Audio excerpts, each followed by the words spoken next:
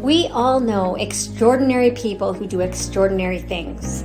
They may not be famous or wealthy or powerful, but they have a generosity of spirit and a capacity for love that is awe-inspiring. Whether it's a friend who goes out of their way to help others or a complete stranger who does something kind and unexpected, these are the people who remind us that there is still goodness in the world. Meeting ordinary people who do extraordinary things is always a special experience, one that inspires hope and reminds us of our own potential to make a difference. Join me in taking a deep dive into why these special individuals do what they do. There's no denying that the world could use more kindness, and it all starts with each of us. My name's Irene Meyer, and I'm here to deliver stories about regular people who do inspiring things every day.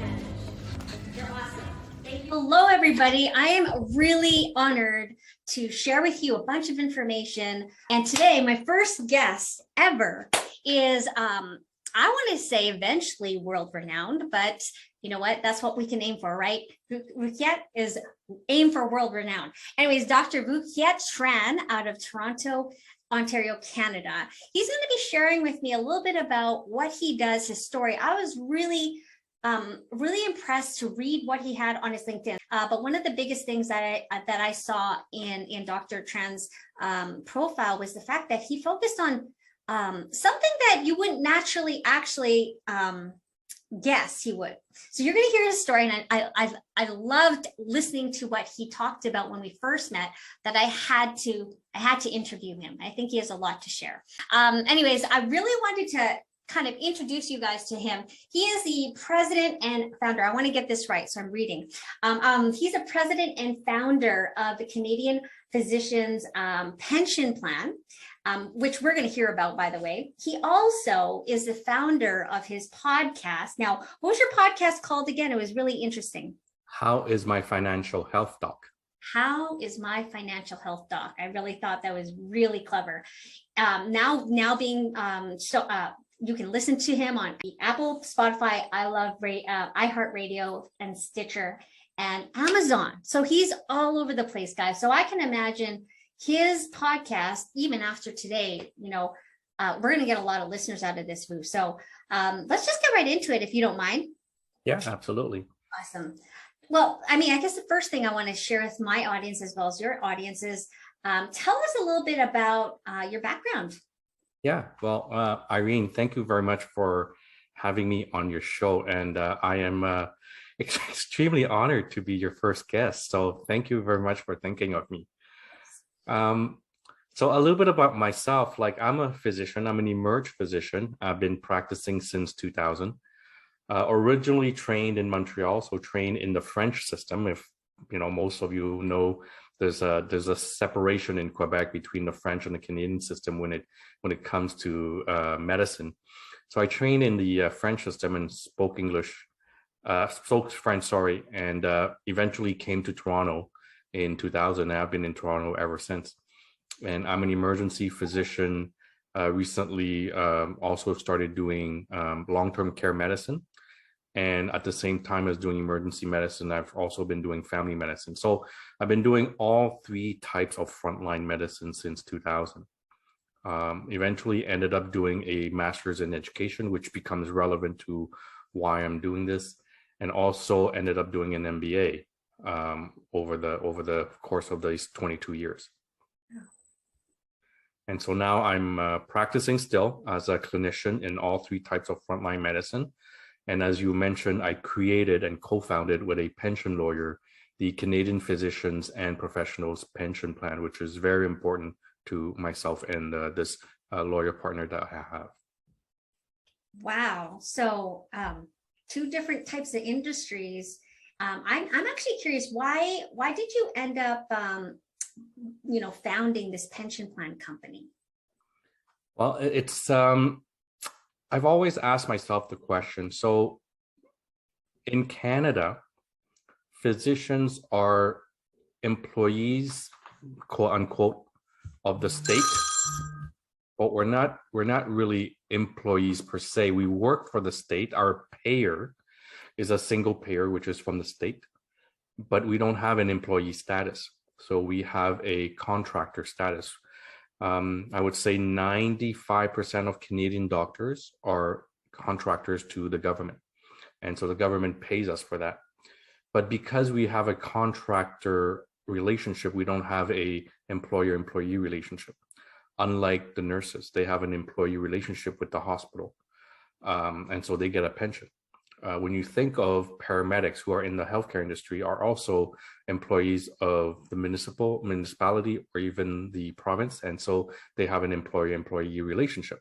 And so they're allowed a pension. And many other healthcare professionals who work in the hospital have the same. Whereas doctors are, again, work for the government, but don't have a pension. I've always asked myself the question, why that is. And the only answer I can find from anybody was, you're not an employee, so therefore you can't have a pension. And that really didn't sit right with me. And it didn't sit right for the longest time until I had to find a financial solution. And it finally came about in December 2020 when I found that solution. And it wasn't until after a long journey of financial learning on my own. And that's how I discovered this. And believe it or not, it's been in existence since 1999. This potential solution has been in existence since 1999, but nobody has ever talked to us about it, and at least has never talked to me about it.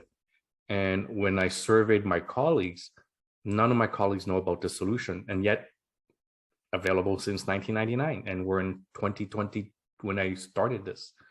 And so it took a long journey for us to get here. Wow. Okay. And so you kind of moved into the space of being present on social media with your podcasts. What was the reasoning behind the podcast? That is because of the journey that I've embarked on. So I will let you know my story, and it's in my first podcast of why I'm doing this. So about 7-8 years ago, I went to my banker and I said, hey, I've been working for a while. It's now 13 years that I've been working, and I want to know, the money that I've made, I've saved, I have, accumulated and saved with your bank. I won't name which bank. And I've invested in some funds, and how am I doing? Like, how is it? Well, Vu, it's great. You've made 1 point something% over the last 13 years. Well, yeah, you cringe. And I cringe and my jaw dropped. I'm like, what do you mean great? Now, albeit this is right after the crash, 2008, 2009, right? So for him, I guess it was great. I'm like, no, it's not great.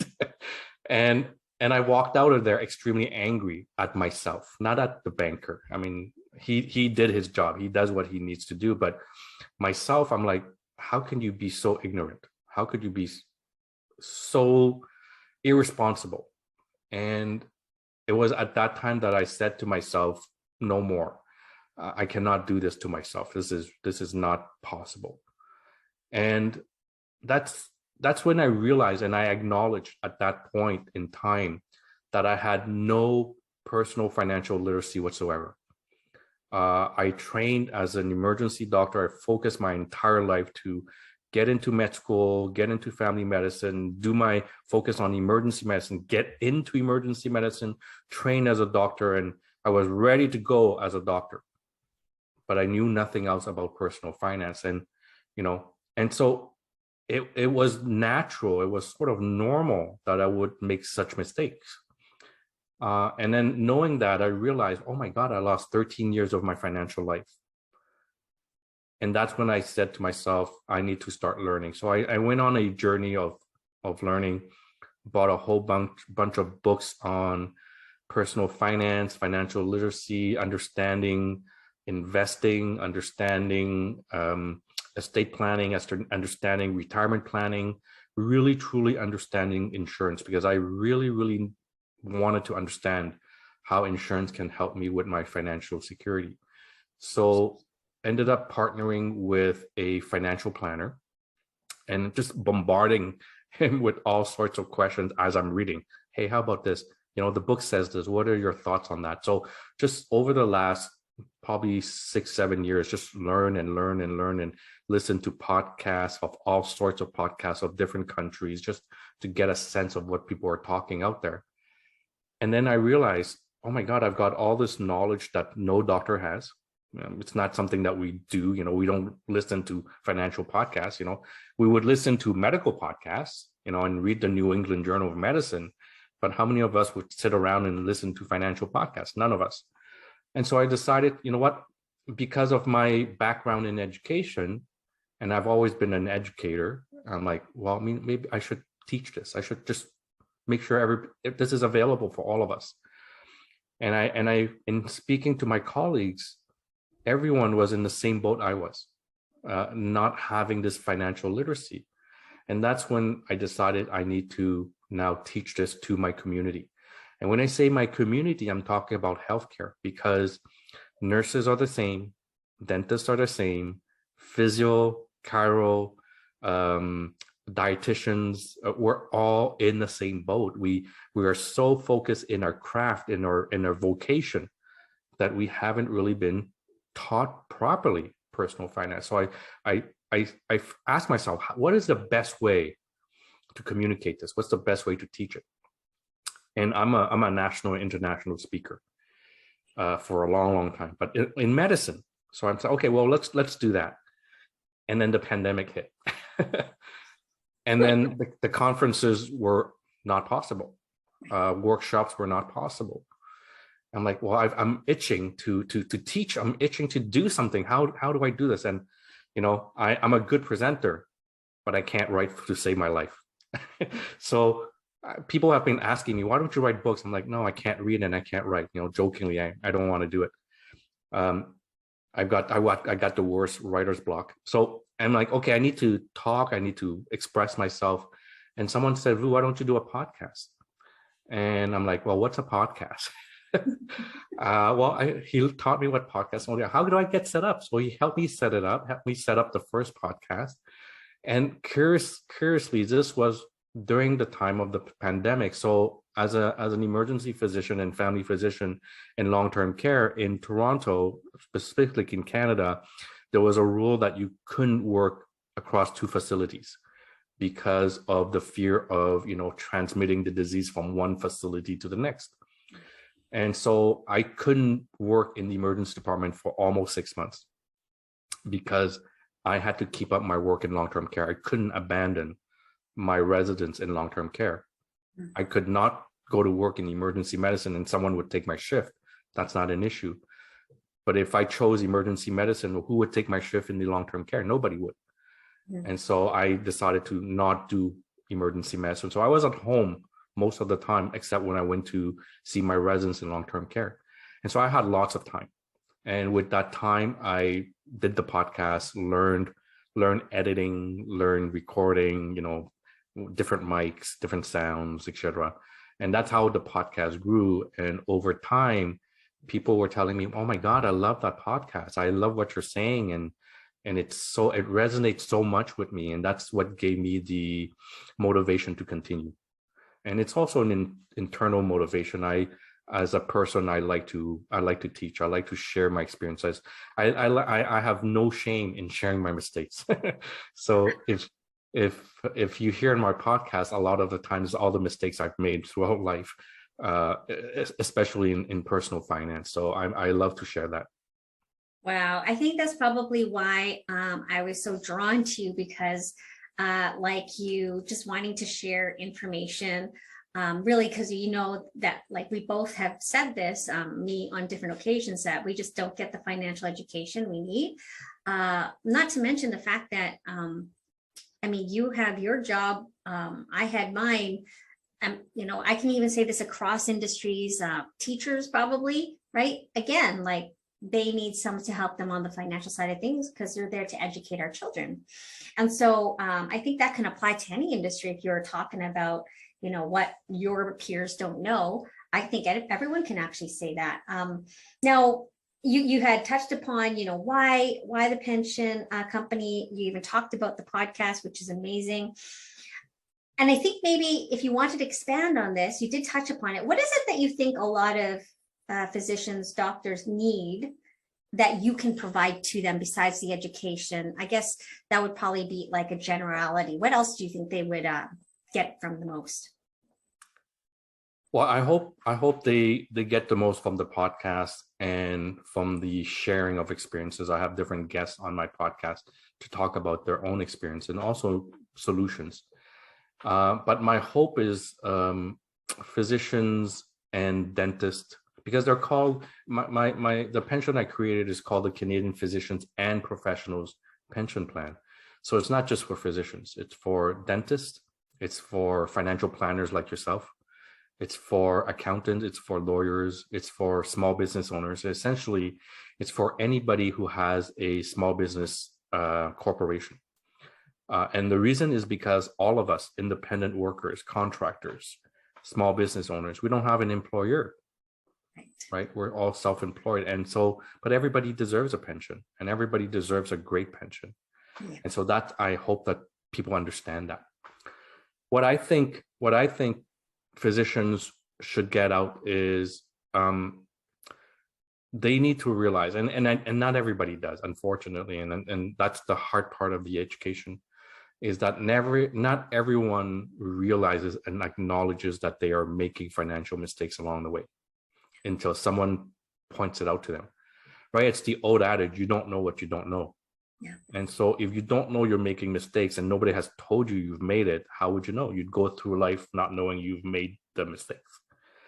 And so it's really a question of wanting to learn and become a true lifelong learner. Physicians, people who work in healthcare, are really lifelong learners because the science and the technology in medicine is moving at a fast pace. With the internet, it's like drinking from a fire hose, like literally the information that comes at us. It comes at such a great speed, it's not possible. And so we always constantly have to learn and update on the new things in medicine and treatment and nursing skills, et cetera, et cetera. And so it's really a question of becoming a lifelong learner, but not just in medicine. Now, imagine you have to do that in medicine and learning, and now having to learn how to properly manage your finances. That would be really, really, really difficult. And so I'm hoping that the podcast give them little bits and pieces along the way that they can say, well, yeah, you know what? I learned something new today and got me thinking. You know what? I need to talk to my broker. I need to talk to my financial advisor. You know what? I need to rejig my insurances. I need to look into that now. And just so that they remediate the mistake over time. Now, obviously, the best thing would be to sit down with a financial planner and advisor and to say, run me through the things that I need to look at, right, between now and the next 2-3 years. And let's slowly correct direction. Let's slowly correct them, because I don't want to end up, at age 75 and still operating in the operating room. And unfortunately, that's what happens to us. People who don't, or who are not in our profession, don't realize a lot of doctors die in the office. A lot of doctors die at the hospital. Why? Because they're working, right? They're working until the very last day, until they die, literally. And so a lot of my colleagues, I ask them, hey, you're 72, 75. I've seen doctors who are 82 and still practicing. And like, what gives? Why are you still here? You're 82. I can't retire. What do you mean you can't retire? You're 82. Well, different circumstances, right? That for some reason, they haven't accumulated enough to feel secure financially to retire. And I don't want to see that. This is not something I want to see, especially with the current environment. And people don't know this. People in the lay person don't know this, but there's a high degree of burnout among healthcare professionals. Mm-hmm. And this was even before the pandemic, right? So if you look at the literature across the world, and in Canada, we're not alone, right? So in the US, in Europe, in Asia, multiple literature and evidence that comes out that shows that the healthcare workforce is burnt out. So the average workforce, 40% is burnt out. 40%. So you walk into a doctor's office, 4 out of 10 doctors are burnt out, 4 out of 10 nurses are burnt out. Now you add the pandemic to that. Over the last 3 years, almost 3 years, that number has climbed up significantly. Is that sustainable? No, it's not. So if you don't have a healthy workforce, a healthy doctors and nurses and healthy physiotherapists and counselors, how do you expect those people to educate, to care, to nurture others, right? When the tank is empty, there's really nothing else to give. And so we end up in a scenario where the entire healthcare workforce in the entire world is burning out. Wow. And so in some way, I'm hoping, like little inside of me, I'm hoping that by people being able to manage their finances properly, and I'm not talking about becoming rich, I'm just talking about just making sure you're financially secure. One of the major stresses is financial security, right? And forget about all the other stuff. Financial security is always on people's mind, whether you're a doctor, a secretary, a firefighter, it doesn't matter. You still have bills to pay, and you still have families to care for, you still have children to put through school. And if that financial stress is there, it just adds on to whatever else it is. And so I'm hoping that the education provided allows people to properly manage that part so that they don't have to deal with that anymore. And then they can focus on caring for patients. Yeah. That's really the ultimate goal of that podcast. That's so many things that you said resonated with me. We both have the same idea that everyone deserves a plan. And it's interesting because most people don't even think they need one. And maybe they just, like you said, don't know what they don't know. And I think that's huge. That's huge. Not just like, the middle class average families that I serve, but the ones that are making, a lot of income, right? And I say this because I think a lot of people have this perception that people in the healthcare industry, namely doctors, physicians, chiropractors, anything like that, you make a lot of money. But we're all human. We all manage our money differently, and maybe not in the best way possible. Who's educating people like in this space about how to manage their money? So interesting that you brought that up, where you're seeing more and more physicians work till they literally can't work anymore. I hope this gives a lot, at least my audience, the idea that, again, everyone needs a financial plan.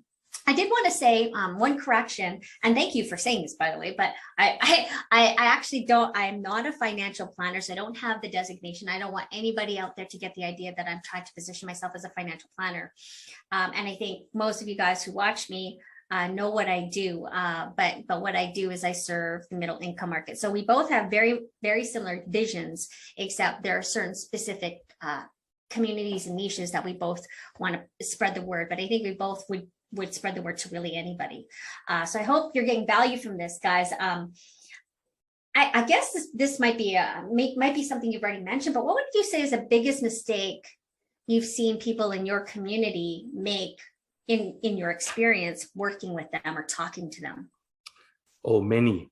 How many hours do you have? Oh, okay. Free form. I'll give you the top few. And it comes back to the idea of we don't know what we don't know. And so one is sort of like in medicine, in addiction medicine, you have to realize that you have a problem. And so if you realize you have a problem and acknowledge it, you can actually work on it and correct it. And physicians and people in healthcare don't acknowledge that they have a personal financial literacy problem. They don't realize that. A lot of my colleagues and people that I meet, I say, hey, how about this? How are you doing with that? I'm good. What do you mean by I'm good? I'm good. I'm like, why? What do you mean? Well, I've got good investments. I'm like, I'm not talking about that. I'm talking about planning. I'm talking about strategy. I'm talking about having a certain direction, right? Oh no, I'm good. So that's the number one problem that I find. Okay. correlated to that is, again, a lack of strategy. I like to bring this analogy up, and I love Katy Perry's music. And it's called Fireworks, right? The first line is, "Do you ever feel like a plastic bag drifting in the wind?" I don't know if you've ever paid attention to that first line. And that's how I felt like. Like for the longest time, I felt like a plastic bag just drifting in the wind when it comes to my finances. I invested here, I put money there, I saved here, I bought some insurance here, but always sort of like haphazardly, right? And never having a plan, not having a direction. And when you look at sports, hockey, soccer, football, whatever it is, there's a plan. Guys, we're heading towards the goal. The goal is to score, right? And this is how we're going to do it, right? We're going to do it by doing this type of pass and this strategy and how we're going to get to the end zone, right? So there's always a strategy. Whereas for physicians and healthcare professionals, someone told me to buy that and I got this insurance. I invested in Tesla and I got some Shopify and I bought a little bit of crypto here, and they think they're good. But when there's no plan, and I heard this, which was amazing quote. If you fail to plan, you plan to fail. And that's, I think, one of the major problems with our community is that we don't have that financial plan. And I'm not talking about specifically just sitting with a financial planner. I mean, that would be great if we did that. But just having a certain sense of, okay, how is my budget going? Now, I'd be the first one to say, I hate budgeting. Big B budgeting, not for me. Small B budgeting, maybe, okay? But then I have to look at, okay, how am I gonna plan my risk mitigation? What insurance do I have? Do I have disability? Do I have critical illness? What happens if I can't work? What happens if I can't go to do my emerge shift? What happens if I have a heart attack? Where do I save and what do I save? Do I save in an RSP? Do I save in a TFSA? Do I save in a life policy? Do I put it in a GIC? Like all those type of questions have to surround me in regards to, well, what is my goal? Well, my goal is to retire. How do I want to retire? And when I retire and I'm dead, how do I want to leave my money? Do I want to donate? Do I want to give to charity? How do I give to charity while I'm still alive? Like all those questions are linked. You can't really talk about retirement without talking about estate. You can't talk about estate and retirement without talking about risk mitigation. And you really can't talk about investment unless you've built the foundation.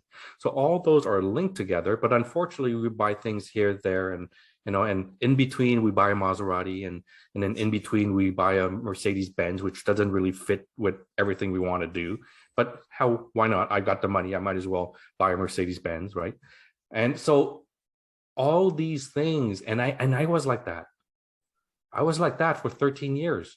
I was just drifting along, not understanding.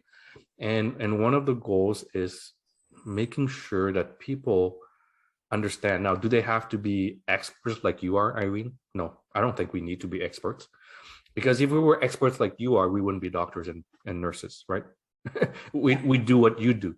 But at least have a certain basic understanding, right? Simple concepts. What's the difference between saving and investing? What's compounding? A lot of people tell me compounded interest. They love it. They know what it is. And then when I ask, well, should you pay your debt first or should you save? And they always give me the wrong answer. But I thought you knew compounding interest. Well, because they didn't really know compound. They know what the word means, but they didn't understand what it meant.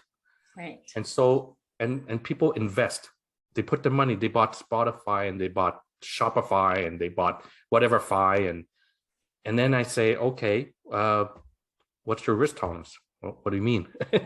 What's your risk capacity? I don't know. What do you plan to do with your money? I don't know. Be rich? I'm like, no, that's not a plan. And why did you buy Shopify? Well, my brother-in-law told me to buy. Well, okay, great. So, it's all these things that come out as you talk to them and you talk to physicians and healthcare professionals. As you talk to them, you realize they're doing things here, there, here haphazardly.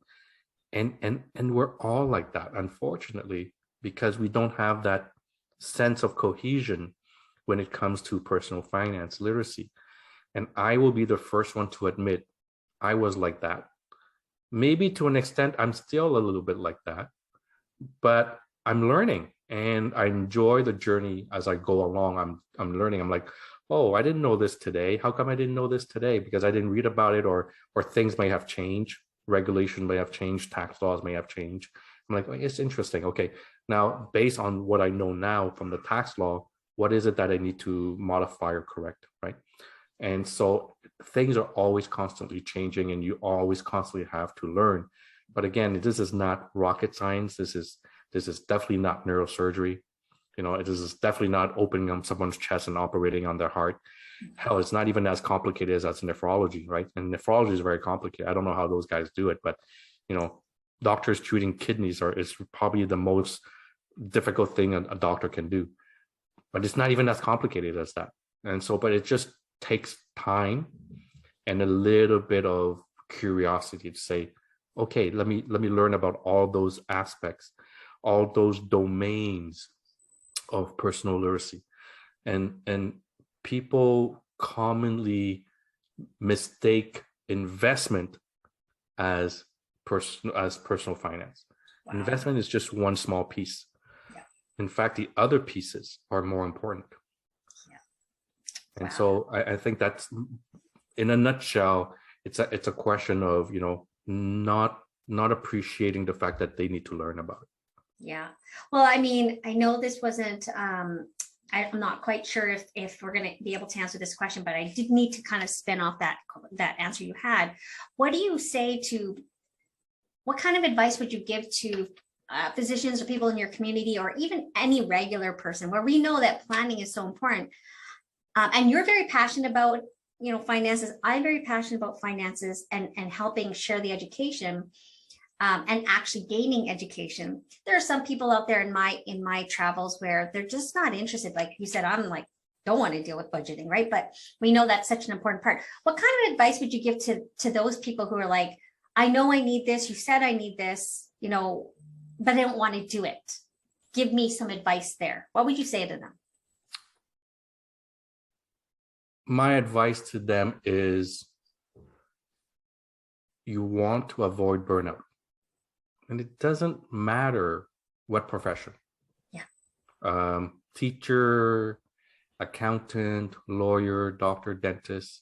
If you want to avoid burnout, because at some point it's going to happen, right? The stresses and the demand of the job, and it's not just in medicine, but in all industries. You know, technology and science is moving at the speed of light. And your boss, your business, your manager, whatever it is going to demand more and more and more of you. And you're going to have to do more with less time. And time is the only asset we don't have more of. It's the only true asset. There's, in my mind, as a physician, and correct me if I'm wrong, but in my mind, there's only two true assets: health and time. You don't have time and you don't have health, the rest doesn't matter. Wow. Right? And so if you want to take your time back and you want to preserve your health, you must learn about personal finance. And I'm not talking about learning personal finance to make a quick buck. That's not what this is about. Right. This is learning personal finance so that you have enough financial knowledge to buy the time back that you need. And it's about taking the time back. When you take the time back, you can eat better, you can exercise, you can sleep better, you have better health. And guess what? You're better with your significant other. Yeah. And guess what? You're better with your children. And guess what? You can go and do charity work. And guess what? You can go do missionary work. And guess what? You can develop your own self, learn how to paint, learn how to play a guitar. My wildest dream, if I can reach it, and I'm trying to, is learn how to play the guitar. Nice. And so all those things take time. And so learning proper financial literacy allows you to buy a little bit of that time back. And so if people say, listen, finances is boring, or finances is too complicated, then how complicated and how boring is it to you if you want to take that time back? Right? Yeah. And I've noticed one thing. I'm very passionate about medicine. I'm very, very passionate about caring for patients. But when people talk to me about insurance, my eyes light up. when people talk to me about estate planning, oh my God, my eyes just light up. It's like finding another passion, right? And that's all it is. It's finding the passion, finding the thing that you like within that particular area. A lot of people, they don't want to hear about it, or they're afraid because it's too complicated. Yeah. And it's really not. It's really not. Yeah. You answered my next question about feeling passion. I really enjoyed listening to you, to hear you speak passionately about what gets your eyes light up. And yes, you can be passionate about more than one thing. Of course. There's nothing wrong with that. Hence, you're a great, obviously, you're a great example of that. One last question, and I hope all of my audience and your audience is watching and really getting value from this. But if you could leave a lasting message for your audience and for mine, what would that message be? Be wise with your time and your health. Be really, really wise. Those are the really only true assets. It's not the house. It's not the car. It's not the yacht. It's not the cottage, right? It's your health and your time. And only if you're financially secured can you reach those two goals. Because someone who is constantly stressed with the finances will not have good health and time. And people who overspend will not have financial security and will not have the luxury of time. And so one can have the luxury of time and not work, but then they won't have money to spend, right? So there has to be a good balance. And that good balance is to say to yourself, how do I do what I want to do? May it be nursing, may it be accounting, may it be, teacher, whatever it is. How do I do that well and not be stressed financially and do it properly? And again, the goal is not to become rich and buy a Ferrari. The goal is, once I have that financial security, how do I use that to take the time back for myself and my family? And so if you truly, truly value time and health, then learning about personal finance is a must. It's not an option. Gotcha. I love that. Thank you again for the time you decided to invest in. And I hope that both your audience and my audience I think they will. I'm very grateful that our paths cross, and I hope that we get to work together in the future. I know we will, given both our passions and our just desire to want to serve. And I hope everyone just got kind of a glimpse of, what this one ordinary person that I met, and I don't mean to downgrade, you're obviously extraordinary, but, one person can make a difference really worldwide if they really wanted to. And Vu is definitely an example of someone who's doing extraordinary things, and he's super passionate about it. So I hope you decide that you're going to reach out to Vu. Reach out to me if you have any questions, if you wanted to get in touch with Vu. I got you all, and I hope you have a great afternoon. Bye-bye. Hey, good afternoon. I want to come on here.